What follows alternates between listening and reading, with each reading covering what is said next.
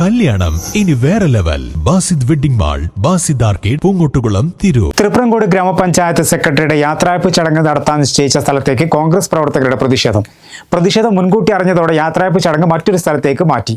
പഞ്ചായത്ത് ജീവനക്കാരുടെ നേതൃത്വത്തിലാണ് യാത്രയയപ്പ് ചടങ്ങ് സംഘടിപ്പിച്ചിരുന്നത്.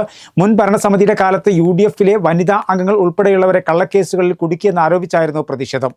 യാത്രയയപ്പ് ചടങ്ങ് നടത്താൻ നിശ്ചയിച്ച ആലത്തിയൂർ ഒട്ടുംപുറത്തുള്ള കുട്ടിക്കൃഷ്ണൻ സ്മാരക ഹാളിന് മുമ്പിലാണ് കോൺഗ്രസ് പ്രവർത്തകർ ഉപരോധ സമരം നടത്തിയത്.